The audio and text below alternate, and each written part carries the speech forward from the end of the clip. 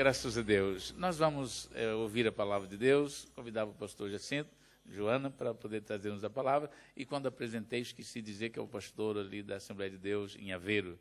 Graças a Deus. Pastor, Deus abençoe. Muito obrigado. Os irmãos tenham vontade de ficar sentados. Queria saudar-vos com a bendita paz do nosso Deus. É bom nós estarmos aqui neste lugar onde, na verdade, os irmãos, como dizia o pastor Luís Reis, os irmãos venceram, são vitoriosos porque realmente venceram o calor e estão aqui. É bom quando nós podemos escolher a melhor parte, não é? Quando podemos escolher a melhor parte, só ganhamos com isso. E não há lugar melhor em Portimão do que este, porque Jesus está aqui. Não temos qualquer dúvida de que Ele prometeu e Ele cumpre. Onde estiverem 2 ou 3 reunidos no seu nome, Ele está presente no nosso meio. Recebam também as saudações da Igreja do Senhor ali em Aveiro.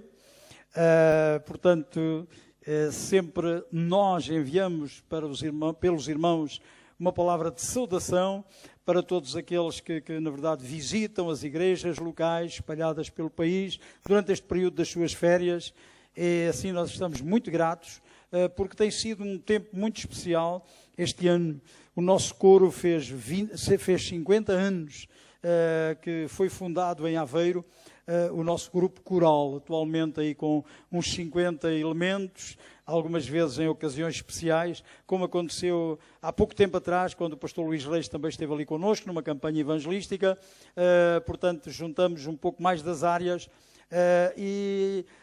foi há algum tempo a esta parte conseguimos reunir mesmo cerca de 100 elementos que faziam parte daquele coro, e tem sido uma bênção também no aspecto do cântico. O nosso templo ali também comemorámos agora no dia 18, 30 anos que foi erguido aquele templo. Estiveram ali também presentes as autoridades da cidade, e foi um tempo muito abençoado. E Deus tem, nestes últimos domingos, o Senhor tem salvo almas. Começou logo lá no pavilhão com a visita do pastor Luís Reis connosco, onde nós tivemos ali umas 14 pessoas que se decidiram para Jesus. E neste último domingo que eu estive lá, mais 4 pessoas se têm entregue a Jesus.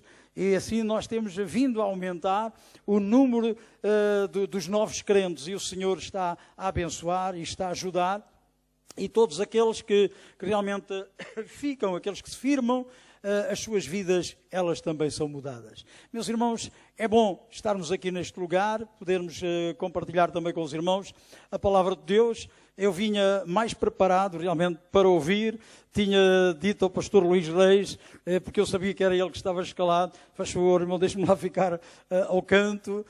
O vosso pastor aqui, o pastor Jonas de Paula, também, portanto, ele conseguiu me ver lá bem ao fundo da sala, mas eu gostaria mais de ouvir nesta tarde. Os irmãos sabem que muitas vezes durante o ano nós também fazemos pausas, ouvimos os outros, e é bom ouvir os outros, quando realmente nós podemos ouvir.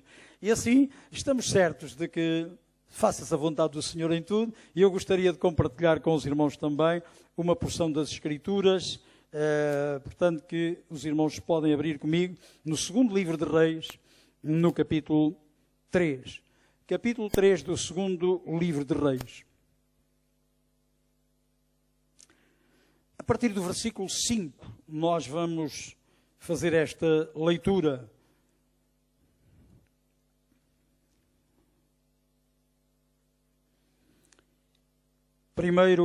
Segundo livro de Reis, capítulo 3, a partir do verso 5. Sucedeu, porém, que morrendo Acabe, se revoltou o rei dos Moabitas contra o rei de Israel. Por isso Jorão, ao mesmo tempo, saiu de Samaria e fez revista a todo Israel. E foi e enviou a Josafá, rei de Judá, dizendo: o rei dos Moabitas se revoltou contra mim. Irás tu comigo à guerra contra os Moabitas? E disse ele: subirei. E eu serei como tu, e o meu povo como o teu povo, e os meus cavalos como os teus cavalos. E ele disse: por que caminho subiremos? Então disse ele: pelo caminho do deserto de Edom. E partiu o rei de Israel e o rei de Judá e o rei de Edom, andaram rodeando como uma marcha de 7 dias, e o exército e o gado que os seguia não tinham água. Então disse o rei de Israel, que o Senhor chamou a estes 3 reis para entregar nas mãos dos moabitas. E disse Josafá, não há aqui algum profeta do Senhor para que consultemos ao Senhor por ele? Então respondeu um dos servos do rei de Israel e disse, aqui está Eliseu, o filho de Safate, que deitava água sobre as mãos de Elias. E disse Josafá, está com ele a palavra do Senhor. Então o rei de Israel e Josafá e o rei de Edom desceram a ele. Mas Eliseu disse ao rei de Israel, que tenho eu contigo? Vai aos profetas de teu pai, aos profetas de tua mãe. Porém o rei de Israel lhe disse, não, porque o Senhor chamou estes 3 reis para entregar nas mãos dos moabitas.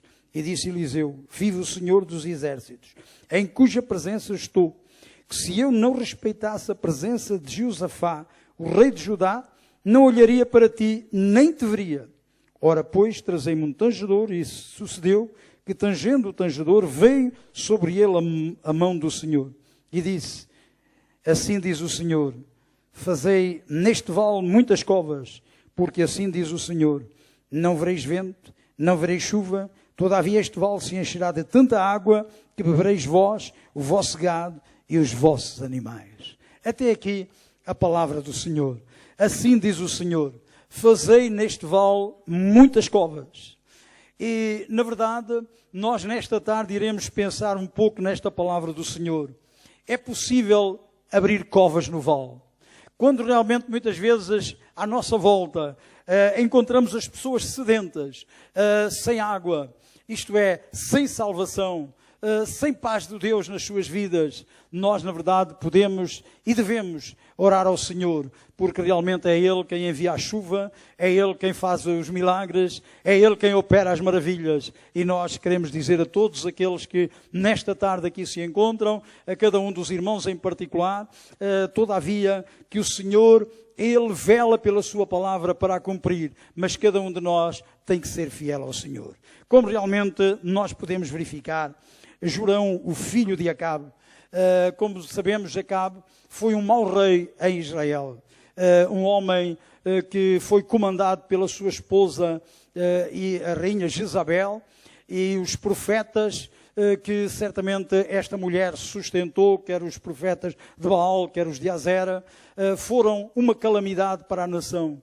Houve realmente naquela nação, durante o seu governo, durante todo o tempo que eles reinaram, muita confusão. E todos nós nos lembramos de como, num tempo também muito especial, em que Elias, ele disse que não haveria chuva, senão somente pela sua palavra. E isto levou a que eles tivessem uma grande seca durante 3 anos e meio.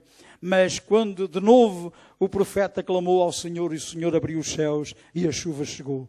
Meus irmãos, nós temos a palavra do Senhor, e é a palavra do Senhor que traz para nós a bênção. É a palavra do Senhor que realmente traz para nós a revelação. E nós queremos ouvir a palavra do Senhor também nesta tarde. Diz a palavra do Senhor que este rei, ele se aliou ao rei de Edom e também ele se aliou a Josafá, rei de Judá. Pediu-lhe auxílio para que eles pudessem ir e lutar contra Moabe, o rei dos Moabitas. E é interessante que estes homens saíram, o exército estava preparado, os soldados existiam, os cavalos que os levavam da mesma forma, tinham armas nas suas mãos. Certamente eles estavam agora unidos, prontos para pelejar contra aquele rei. Mas quando eles saíram, diz que marcharam contra Moabe e andaram durante 7 dias até chegarem ao deserto. E aí eles descobriram uma coisa interessante, que a guarnição, ela, portanto, não tinha tomado as devidas precauções, e vemos aqui que a água, ela faltou, não havia água.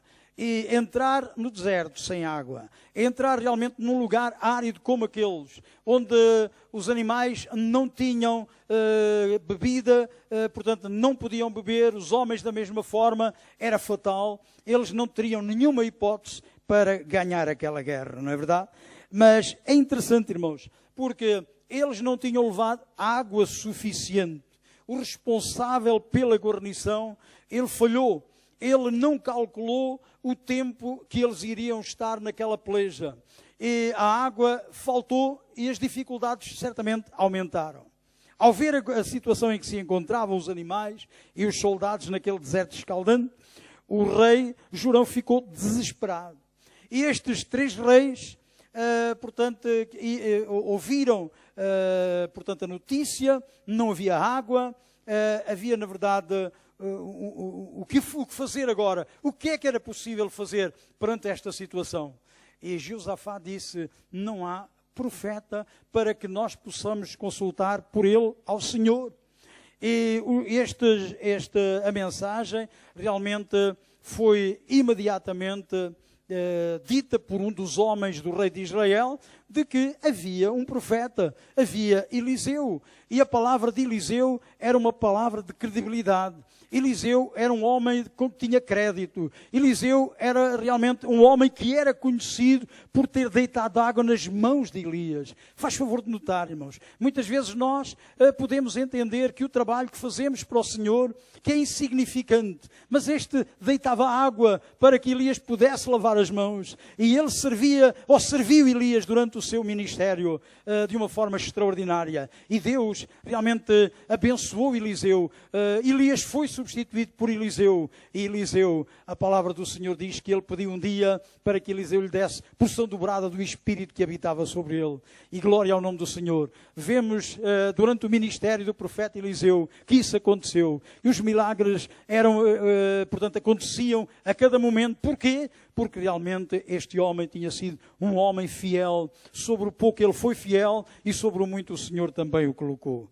Desta forma, irmãos, nós encontramos que a palavra do Senhor diz-nos que o profeta, depois de ter sido abordado por aqueles homens, nós podemos ver a sua reação. Ele disse ao rei de Israel, não lhe mandou dizer por ninguém, disse-lhe categoricamente, se não fosse por causa do rei de Judá, portanto, ele nem sequer o atenderia. Ele lhe viraria as costas, ele iria embora. E disse para ele ir consultar os profetas do pai e da mãe.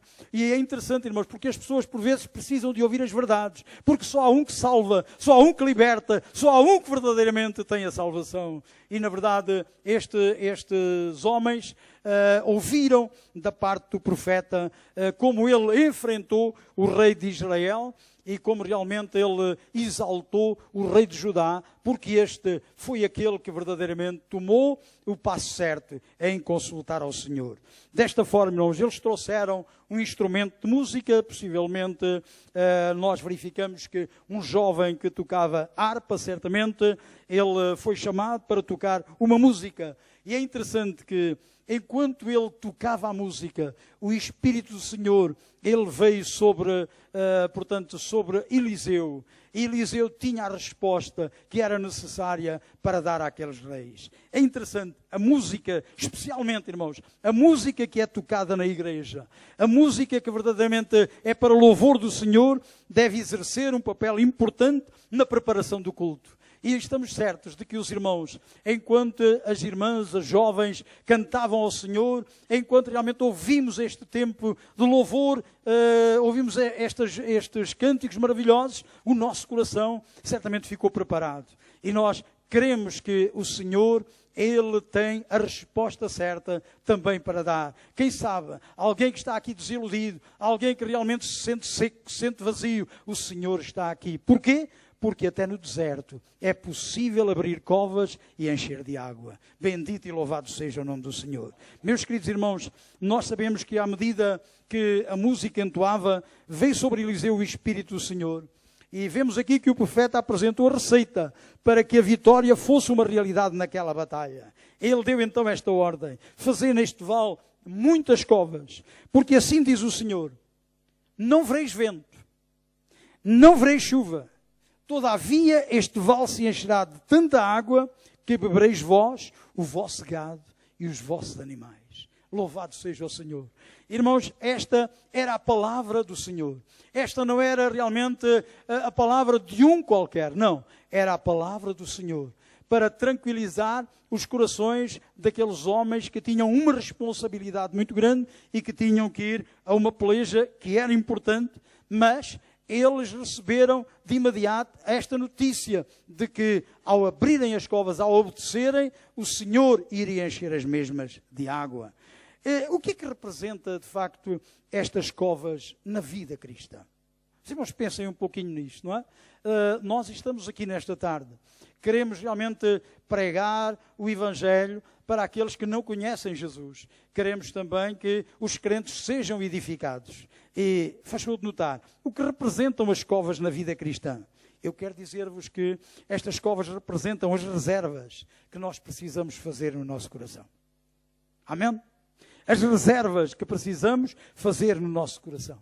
É necessário que cada um de nós possa fazer uma reserva espiritual que nos permita, na verdade, ter o suficiente para a hora difícil, para o momento mais terrível que possamos atravessar, que nós possamos saber que, ao guardarmos no nosso coração a palavra do Senhor, irmãos, nós sabemos que o temor de Deus é o princípio de toda a sabedoria.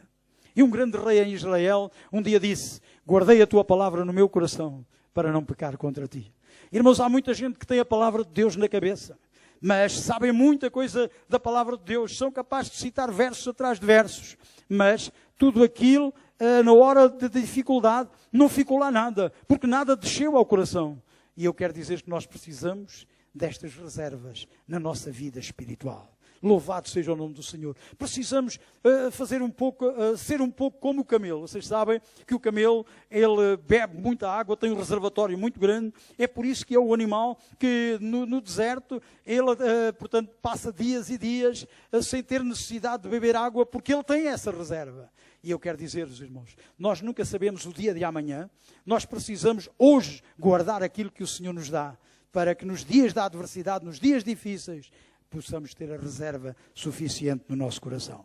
Nós realmente sabemos que o crente precisa aprofundar-se no seu relacionamento com Deus. Irmãos, quando nós lemos a palavra do Senhor, nós sabemos que isso é um benefício muito grande para a nossa vida, porque a fé vem pelo ouvir, e ouvir a palavra de Deus. Amém? Então nós precisamos nos alimentar, precisamos realmente ter este relacionamento com Deus através da leitura da sua palavra. Precisamos deixar de ser apenas ouvintes, irmãos.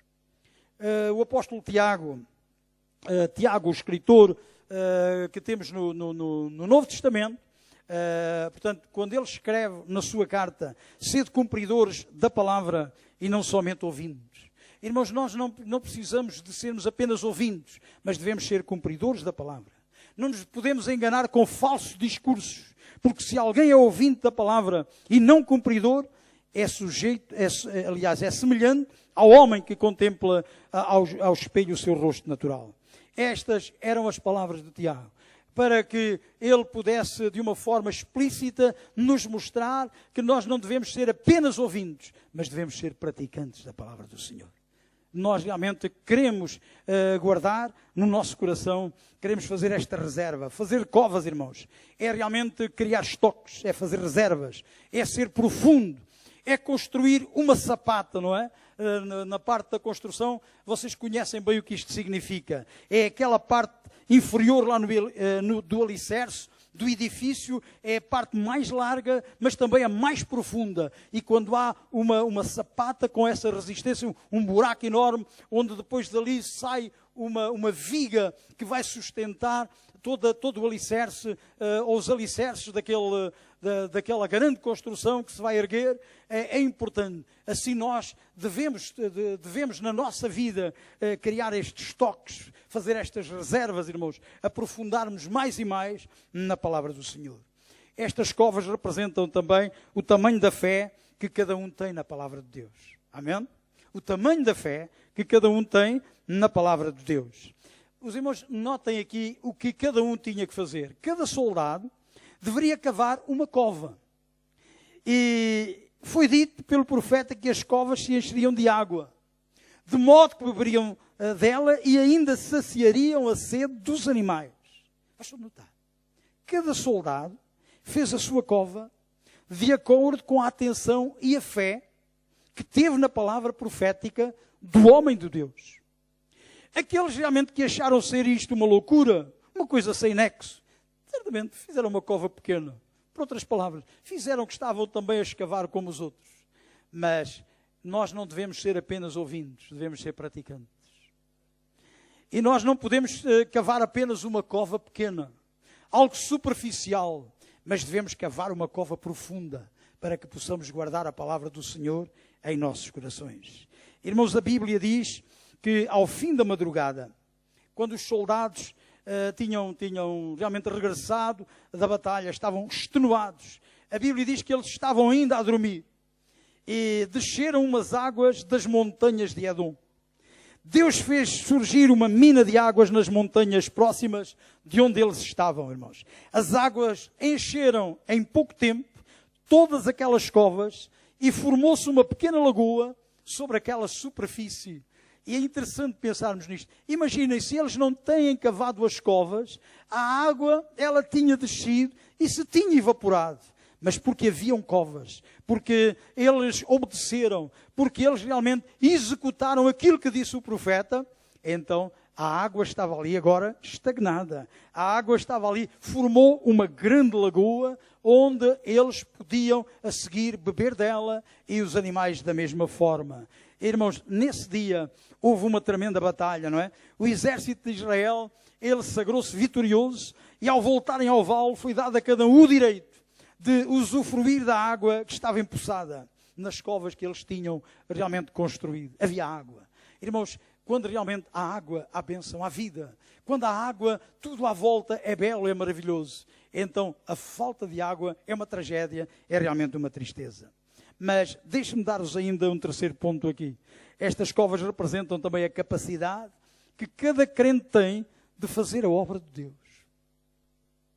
A capacidade que cada crente tem em fazer a obra de Deus. Irmãos, na Igreja do Senhor, todos nós somos muito úteis.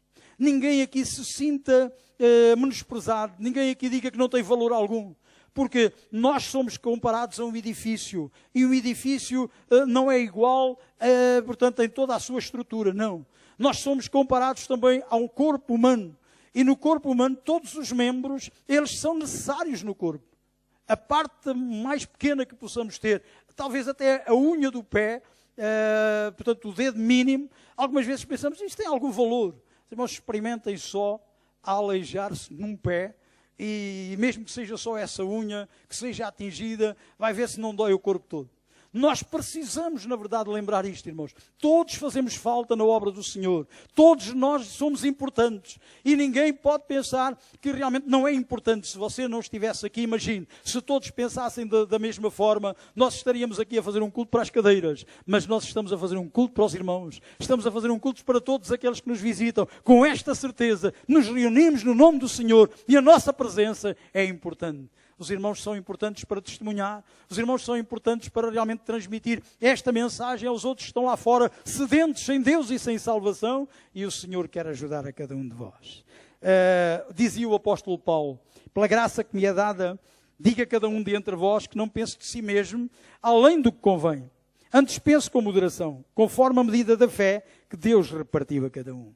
Portanto, nós temos aqui o equilíbrio. Não sabem que algumas vezes há pessoas que pensam que são grandes personagens, que realmente sem eles o mundo não existiria, que eles é que têm todo o valor. Eu espero que esta doença não atinja nenhum crente aqui, mas que cada um seja moderado, que cada um de nós possa pensar da utilidade que tem e quão importante também é o seu irmão, aquele que está ao seu lado, e nós precisamos ser uma bênção uns para os outros. Por isso a palavra do Senhor nos mostra claramente aquilo que nós devemos fazer. Cada pessoa, como vocês sabem, possui talentos, possui uma capacidade nata para criar, para apresentar, para desenvolver projetos, para exercer atividades diversas. Por isso a palavra do Senhor nos manda procurar com zelo os melhores dons.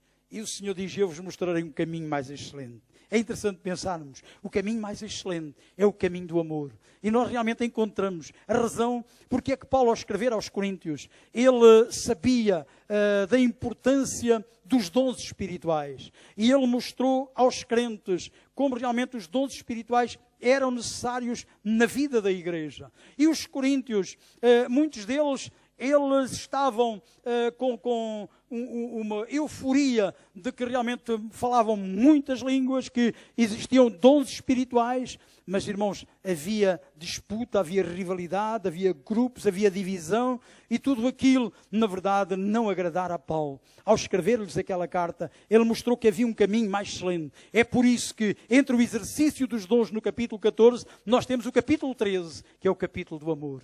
E eu quero dizer-vos que é o amor de Deus que nos constrange. É o amor de Deus que nos leva realmente a guardar tudo aquilo que o Senhor nos tem dado. E eu estou certo, irmãos, que nesta tarde nós temos chegado a este lugar e não chegámos aqui por acaso. Já fizemos oração por uma criança, por uma senhora. Certamente estarão aqui outras pessoas que se sentem secas, que a sua vida ela tem estado estagnada, que realmente não sabe o que deve fazer. Comece desde já a abrir uma cova. Deixe realmente que a água fique ali empoçada. E vocês sabem que esta água maravilhosa, esta água que o Senhor prometeu dar, e quando ele entra lá na festa e diz: "Vós todos os que tendes sede, vinde a mim, porque realmente o Senhor é aquele que pode realmente saciar a tua sede."